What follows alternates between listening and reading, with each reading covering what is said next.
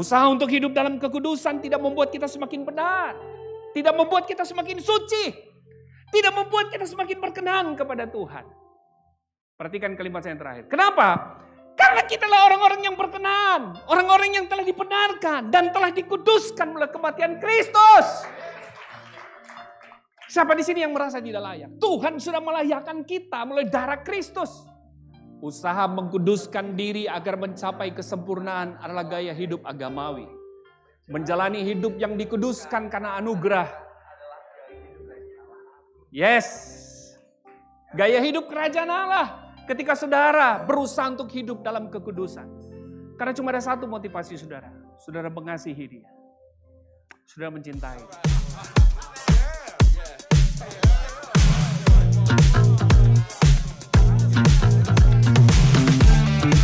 Tuhan, silakan duduk ya Bapak Saudara.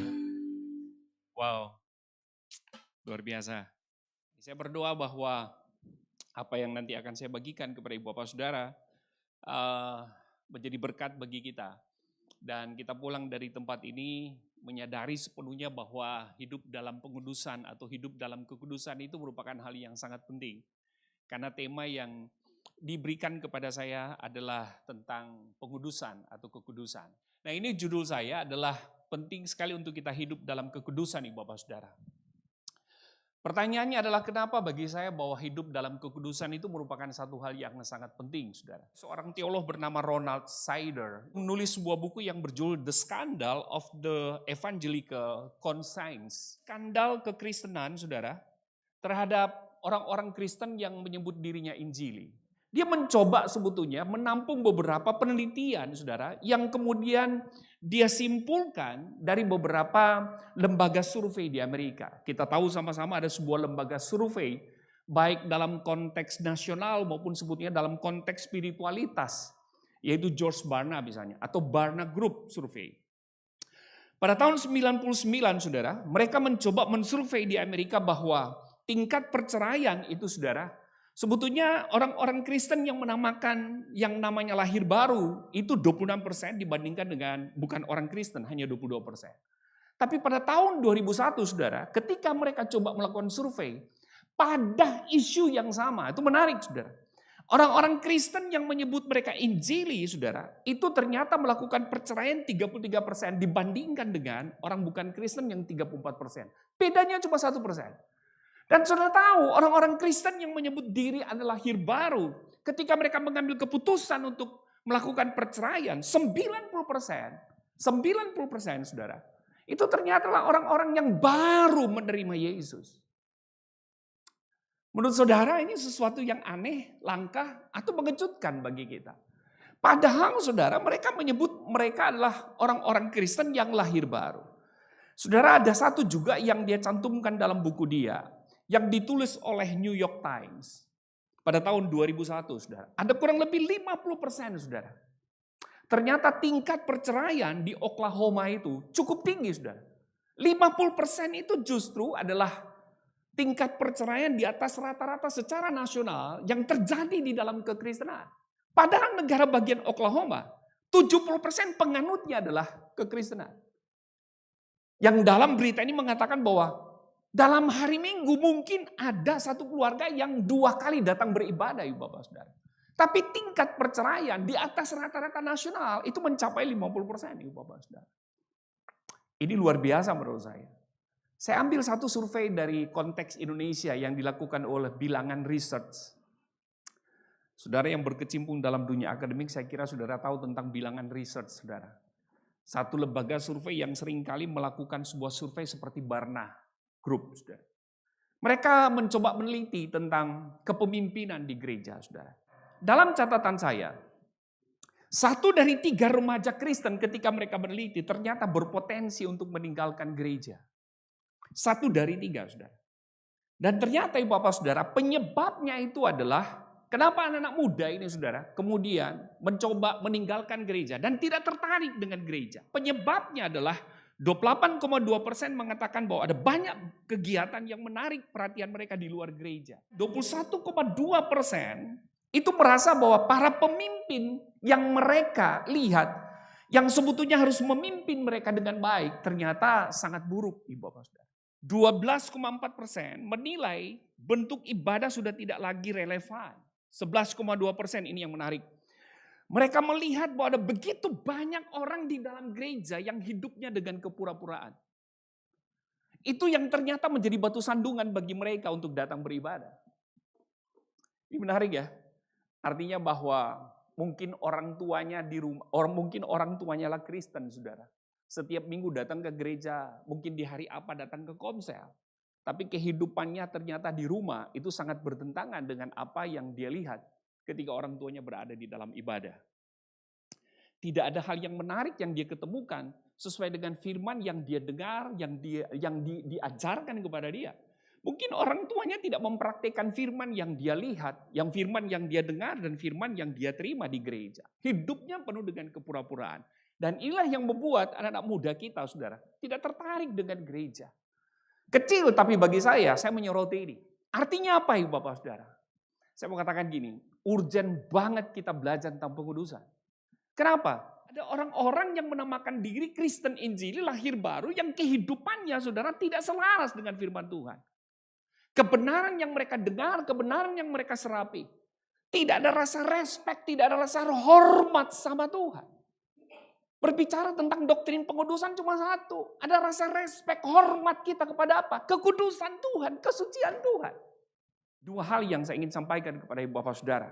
Poin yang pertama, saudara bisa dapat memiliki komitmen yang sangat kuat, di mana saudara kemudian akhirnya memahami bahwa hidup kudus itu ternyata memang bukan cuma sekedar penting, tetapi seharusnya saudara menjiwai dalam kehidupan kita.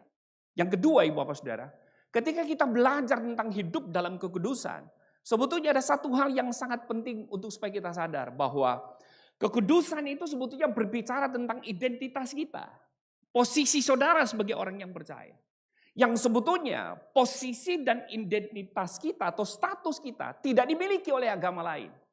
Nah, poin pertama yang saya akan bagikan tentang posisi saudara dalam Kristus. Mari kita perhatikan Filipi 1 ayat 1 sampai dengan yang kedua. Alkitab berkata begini.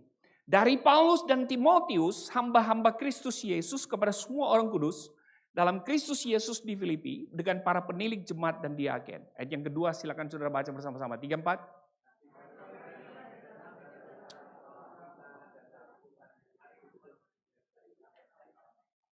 Perhatikan yang saya bold, saudara. Orang kudus dalam Kristus Yesus itu cukup menarik. Kalimat ini sebetulnya merupakan sebuah kalimat kunci untuk kita memahami tentang kekudusan dalam jemaat Filipi yang Paulus tulis kepada mereka. Orang kudus yang dimaksudkan oleh Paulus di sini sebetulnya bukan merupakan orang yang betul-betul kudus, di mana atas perbuatan tindakan ketaatan mereka kepada agama. Lalu mereka disebut sebagai orang kudus. Saya coba melihat dari sisi teknis, karena berbicara tentang tema ini memang lebih banyak teknisnya, saudara. Kata ini sebetulnya merupakan kata sifat. Kalau dalam kasus bahasa Yunani, dia merupakan kasus datif. Datif itu begini, saudara. Yang ditulis di situ yang ditulis orang kudus, dia bukan merupakan objek tidak langsung, tapi objek langsung yang sebetulnya menyatakan bahwa dia ini hanya penerima. Ada akibat, sehingga kemudian dia hanya menerima sesuatu dari apa yang menyebabkannya, saudara. Dia merupakan objek langsung, sasaran langsung dari apa sebetulnya yang dilakukan oleh sesuatu atau orang tertentu. Lalu coba perhatikan dalam Kristus Yesus. Kata Kristus Yesus di situ sebetulnya mau menyatakan bahwa dialah objek yang tidak secara langsung yang menyebabkan orang-orang di Filipi yang tidak kudus menjadi kudus. Sudah nangkap ini? Kita ini adalah orang-orang yang bukan kudus, saudara. Kita ini adalah orang-orang yang terpisah. Alkitab berkata karena dosa. Sehingga segala sesuatu yang kita lakukan, segala sesuatu yang kita perbuat, itu justru mencirikan yang namanya dosa, saudara. Dan Alkitab berkata, dosa itu hukumannya adalah maut. Tapi puji Tuhan, seluruh karya Allah di dalam Kristus itulah yang membuat kemudian status kita berubah. Identitas kita berubah. Posisi kita berubah. Yang tadinya adalah orang berdosa, karena dosa itu membuat kita di pandangan mata Tuhan tidak suci, tidak kudus, Bapak Saudara. Tapi kemudian karena apa yang dilakukan oleh Tuhan Yesus, saudara, dengan seluruh karyanya, membuat kehidupan kita, perhatikan ini menarik, berpindah dari status yang tidak kudus menjadi orang yang dikuduskan Tuhan. Artinya apa? Yang dimaksudkan dengan orang-orang kudus di sini bukan menekankan kekudusan pribadi mereka. Bukan, saudara. Sebab tidak ada sesuatu yang mereka bisa lakukan di hadapan mata Tuhan untuk kemudian mereka terlihat kudus. Tidak ada. Saudara mau melakukan ritual agama, aturan main dalam agama, saudara. Bahkan ajaran-ajaran moralitas sehebat apapun, ibu bapak saudara. Itu tidak akan merubah status saudara yang berdosa menjadi kudus. Saudara mau berpuasa, mau 1 tahun, mau 1 bulan, saudara. Supaya kemudian mencapai pada kekudusan, itu tidak akan pernah bisa. Sebab sekali lagi kitalah orang yang sebetulnya berada pada kondisi keberdosaan itu. Dan keberdosaan inilah yang membuat kita lumpuh. Tidak bisa dapat berbuat apa-apa di hadapan Tuhan. Kita ini butuh pertolongan. Karena itu kalau saudara mau diselamatkan, saudara, tidak ada jalan lain. Dia yang suci, yang kudus itulah yang hanya bisa dapat mengkuduskan kita. Status atau posisi yang dimiliki oleh mereka ini sebetulnya merupakan karya penebusan Kristus yang diperhitungkan kepada mereka. Bukan karena perbuatan mereka. Dan karya penebusan Kristus yang mengubah status atau posisi mereka. Perhatikan, bersifat aktif. Kenapa? Karena Tuhan yang mengerjakan dalam hidup kita. Kita tidak perlu mengerjakan sesuatu untuk mencapai kesempurnaan. Mencapai yang namanya kekudusan. Justru karena kematian Kristuslah yang membuat kita sempurna. Tuhan yang suci kudus itu mengambil rupa menjadi manusia. Supaya kemudian saya dan saudara berada pada sebuah identitas yang baru ini. Bukan karena jasa, perbuatan, dan hidup menurut aturan agamawi. Mereka disebut sebagai orang kudus karena Tuhan memotong, menyabit. Akar kata dari kados itu sebetulnya adalah kof, lalu kemudian ada alef, ada dalet, ada kat. Jadi kalau mau dibaca itu sebenarnya nggak bisa dibaca kat, karena semua itu adalah huruf mati. Baca aja kof, alef, dalet gitu. Saudara. Itu artinya apa saudara? Memotong, menyabit. Kristus mati justru untuk memotong mata rantai akibat dosa itu. Hanya di dalam Kristus. Dalam satu kesatuan dengan Kristus. Maka orang berdosa dikuduskannya. 1 Korintus pasal 1 ayat 1 sampai 2 Ibu Bapak Saudara. Dari Paulus yang oleh kehendak Allah dipanggil menjadi rasul Kristus Yesus. Dan dari Sostenes saudara kita. Ayat yang kedua kita baca bersama-sama. 3-4. Kepada jemaat Allah di Korintus, yaitu mereka yang dikuduskan dalam Kristus Yesus. Dan yang dipanggil menjadi orang-orang kudus. Dengan semua orang di segala tempat yang berseru kepada nama Tuhan kita, Yesus Kristus. Yaitu Tuhan mereka dan Tuhan kita. Mereka yang dikuduskan itu saudara. Itu dalam gramatikalnya bahasa Yunani. Itu sebenarnya kata kerja. Tapi kata kerjanya adalah pasif. Jadi mereka yang dikuduskan. Kata dikuduskan itu merupakan kata kerja dari kata dasar kudus. Saudara. Tapi perhatikan saudara. Status mereka diubah menjadi orang yang kudus saudara. Itu bukan karena mereka berusaha semaksimal mungkin untuk hidup sempurna di mata Tuhan. Tidak. Tetapi dikerjakan oleh siapa saudara?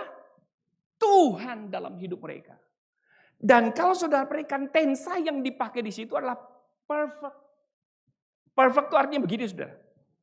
Dalam Kristus Yesuslah mereka dikuduskan dan bukan hasil usaha atau jasa mereka. Pasif. Tidak ada yang saya bisa dapat lakukan. Ibu Bapak saudara. Tapi hanya Yesus melakukan itu dalam kehidupan kita.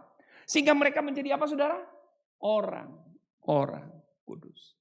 Dan apa yang telah Yesus kerjakan untuk mengkuduskan mereka. Apa yang telah Yesus kerjakan untuk mengkuduskan saya dan saudara. Katakan sama-sama dengan saya. Telah selesai dan sempurna. 3-4. Orang dulu gak bisa ketemu dengan Tuhan. Karena kesuciannya Tuhan. Betul? Tapi kesucian Tuhan, kekudusan Tuhan yang tak terjamah dan menyebabkan manusia mati. Dia mengambil rupa menjadi manusia. Dan setiap orang yang dipegang oleh Tuhan Yesus, itu justru menularkan kekudusan dan kesuciannya. Tadi, orang itu bisa disembuhkan. Seorang perempuan yang mengalami pendarahan 12 tahun, masih ingat? Saudara, saya membayangkan penderitaan perempuan ini. Dari hukum Taurat, dia dianggap sebagai orang najis dan tidak boleh bersentuhan dengan siapapun. Betul ya Bapak? Tapi ketika dia menyentuh cuma jubahnya Yesus, sudah jubai. Bukan tangan, bukan kaki, bukan tubuh, cuma jubai, Bapak Saudara. Lihat kesuciannya Tuhan.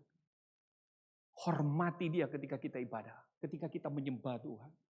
Kesucian, kekudusan Tuhan tidak bisa dapat dibeli, Saudara. Justru kita yang harus hormat, tunduk. Karena kita itu ketika melihat kesucian dan kekudusan Tuhan, Ibu Bapak Saudara. Itu seharusnya respek kita tuh apa, Saudara? Bersyukur. Karena kita semua orang yang dilayakan untuk melihat itu. Tidak semua orang bisa dapat dilayakan melihat kekudusan Tuhan. Hanya orang yang telah dikuduskan oleh Tuhan. Kesimpulannya gini, Saudara. Paulus mau menegaskan bahwa Yesus bukan hanya menyebabkan kekudusan kita. Tetapi dia adalah pengudusan kita. Yang percaya katakan amin. Pengudusan adalah tindakan Tuhan sekali untuk selamanya, hanya di dalam Kristus pengudusan itu terjadi. Ada seorang teolog bernama Calvin, Saudara, dia mengatakan gini, Saudara, saya cepat. Selama Kristus berada di luar diri kita dan kita terpisah darinya, maka segala penderitaan dan karyanya bagi keselamatan umat manusia tetap tidak berguna dan tidak memiliki nilai apa-apa bagi kita. Betul kan Ibu Bapak Saudara? Kan itu pusat kehidupan kita adalah Kristus. Bukan yang lain Ibu Bapak Saudara. Dialah yang mengkuduskan, dialah yang mentahirkan kita. Saya masuk kepada poin yang terakhir ini Saudara. Mari kita perhatikan Filipi 3 ayat 10 sampai 14. Saya akan bacakan untuk kita. Yang kukehendaki ialah mengenal dia dan kuasa kebangkitannya dan persekutuan dalam penderitaannya, di mana aku menjadi serupa dengan dia dalam kematiannya. Supaya kau akhirnya beroleh kebangkitan dari antara orang mati. Ayat 12 sampai 13. Bukan seolah-olah aku telah memperoleh hal ini atau telah sempurna, melainkan aku mengejarnya. Kalau aku dapat menangkapnya, karena aku pun telah ditangkap oleh Kristus. Saudara-saudara, aku sendiri tidak menganggap bahwa aku telah menangkapnya, tetapi ini yang kulakukan. Aku melupakan apa yang telah di belakangku dan mengerahkan diri kepada apa yang di hadapanku. Ayat 14, dan berlari-lari kepada tujuan untuk memperoleh hadiah, yaitu panggilan surgawi dari Allah dalam Kristus Yesus. Filipi 1 ayat 9 sampai 11. Pasal 3 itu sebetulnya konteks latar belakangnya ada pada ayat 9-11 sebetulnya. Ketika kemudian Paulus berkata begini di dalam doanya kepada jemaat di Filipi. Semoga kasihmu makin melimpah dalam pengetahuan yang benar. Yang percaya katakan amin. Dan dalam segala macam pengertian sehingga kamu dapat memilih apa yang baik. Supaya kamu suci dan tak bercacat menjelang hari Kristus. Penuh dengan buah kebenaran yang dikerjakan oleh Yesus Kristus. Untuk memuliakan dan memuji Allah. Perhatikan pengetahuan yang benar. Kata pengetahuan yang benar ini sebetulnya Ibu Bapak Saudara, itu memiliki sejajar dengan kata mengenal yang Paulus katakan tadi dalam Filipi pasal 3. Betul Ibu Bapak Saudara? Kata itu yang dipakai. Kata itu esensinya sebetulnya cuma mengatakan bahwa, ini dia Saudara. Bahwa titik poin untuk kemudian kita terus melakukan mengerjakan keselamatan kita. Sehingga kita ada dalam terus kekudusan itu, hidup dalam kekudusan itu.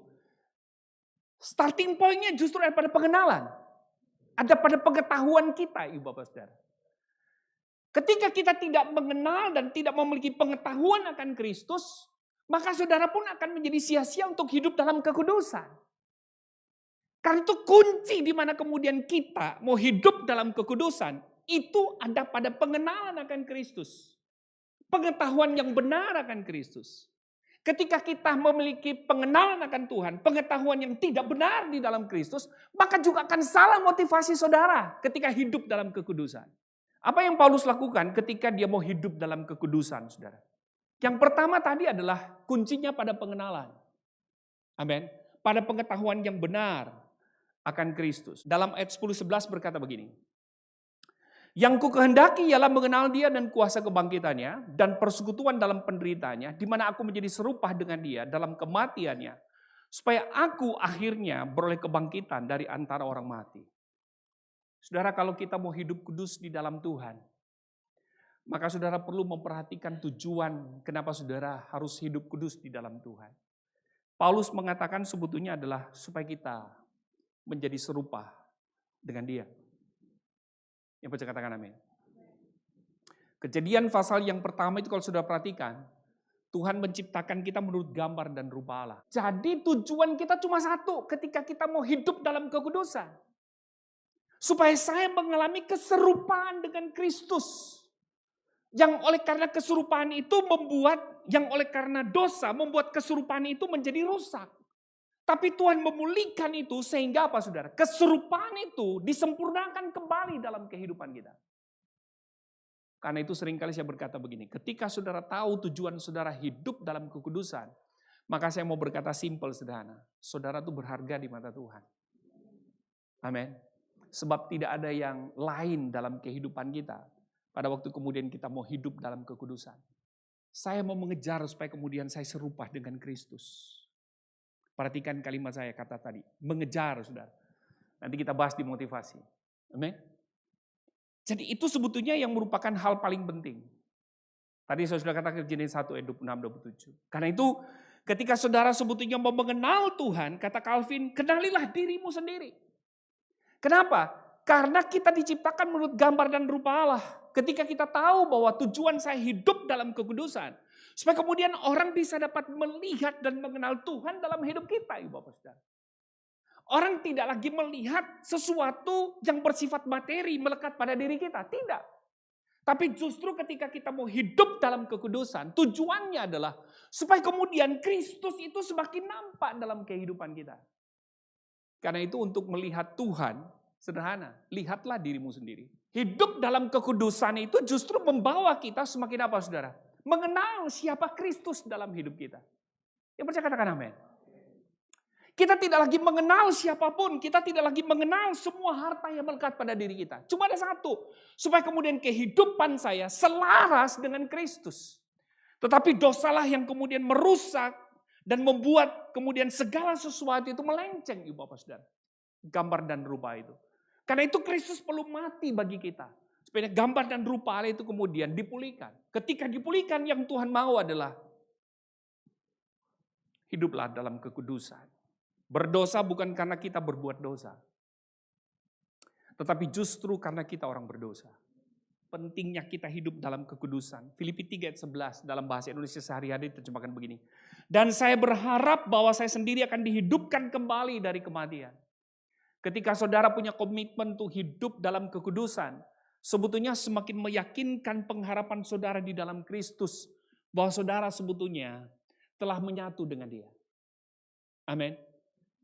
Saudara, apa yang membedakan kita dengan agama lain? Cuma satu, kekekalan. Amin. Hidup kekal bersama dengan Kristus di surga.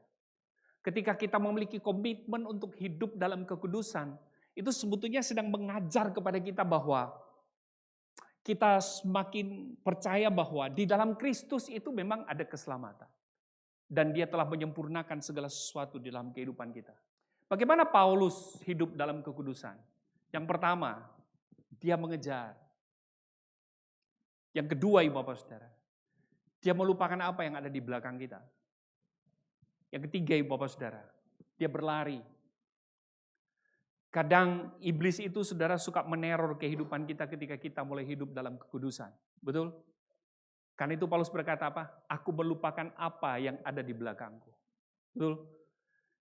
Iblis selalu menggunakan masa lalu kita. Betul? Kamu tuh dari sini dulu, udahlah nggak usah sok suci, nggak usah sok kudus lah gitu. Tapi percayalah saudara, kekuatan kuasa yang diberikan kepada kita itu telah mematahkan semua itu. Karena itu saudara, mari kita belajar seperti apa yang Paulus lakukan. Pertama apa saudara? Kita harus mengejar. Yang kedua apa? Lupakan masa lalu saudara. Jangan mau diintimidasi. Semuanya udah final. Sudah selesai. Dan yang terakhir apa? Berlari. Saya tutup dengan motivasi. Pertanyaan ini penting. Apakah motivasi ini membuat keselamatan Paulus semakin sempurna atau berkenan kepada Tuhan?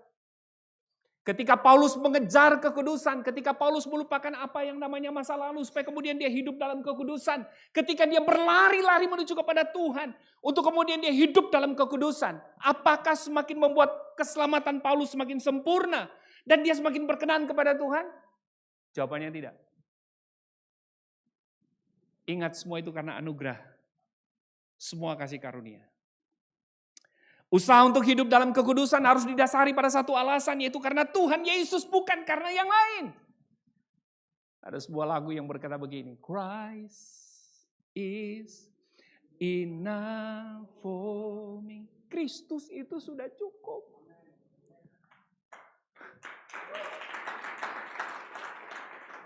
Tidak perlu saudara tambahkan apapun. Ya bisa katakan amin. Ini ayatnya, 3 ayat 8. Waktu saya habis. Yang kedua. Ini quote-nya bagus, saudara. Karena saya yang bikin.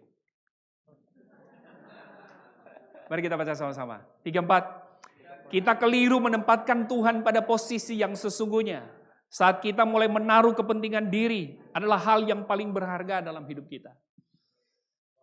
Jangan menempatkan kepentingan apapun dalam hidup saudara untuk hidup dalam kekudusan. Ingat tujuannya supaya saudara serupa dengan Kristus. Bukan serupa dengan dunia ini. Bukan serupa dengan harta yang saudara punya. Kalau saudara mengejar kekudusan supaya saudara serupa dengan harta saudara punya, maka pengaruh yang saudara berikan kepada orang lain itu sangat terbatas. Betul saudara? Sangat terbatas. Pengaruhilah orang dengan Injil yang ada dalam diri kita. Bukan dengan apa yang kamu miliki, yang melekat secara duniawi. Bisa katakan amin. Mari para pemain musik. Saudara, yang bold kuning saja. Kita baca sama-sama ya. 3, 4. Jika pekerjaanmu, usahamu, pergaulanmu, hubungan rumah tanggamu, kuliahmu, tidak semakin membuat kita hidup dalam kekudusan. Solek kiri kanan saudara. Evaluasi bro. Lah iya kan saudara? Seharusnya apa yang Tuhan berikan dalam hidup kita itu mengajar supaya kita hidup terus. Mengejar Tuhan dalam kekudusan. Amin. Ketika saudara diberkati dengan melimpah ruah, saudara, jangan terikat dengan apa yang melimpah ruah itu. Tapi kejarlah kekudusan dalam kelimpahan itu. Kalau saudara mengejar kekudusan dalam kelimpahan ketika saudara memberi kepada Tuhan, itu enteng. Terlalu cepat saya ngomong ya. Iya kan?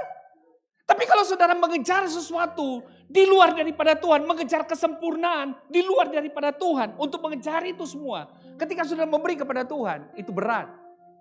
Usaha untuk hidup dalam kekudusan tidak membuat kita semakin benar, tidak membuat kita semakin suci, tidak membuat kita semakin berkenan kepada Tuhan. Perhatikan kalimat saya yang terakhir. Kenapa? Karena kitalah orang-orang yang berkenan, orang-orang yang telah dibenarkan dan telah dikuduskan oleh kematian Kristus. Siapa di sini yang merasa tidak layak? Tuhan sudah melayakkan kita melalui darah Kristus. Usaha mengkuduskan diri agar mencapai kesempurnaan adalah gaya hidup agamawi. Menjalani hidup yang dikuduskan karena anugerah. Yes. Gaya hidup kerajaan Allah. Ketika saudara berusaha untuk hidup dalam kekudusan. Karena cuma ada satu motivasi saudara. Saudara mengasihi dia. Saudara mencintai dia. Mari kita bangkit berdiri. Haleluya.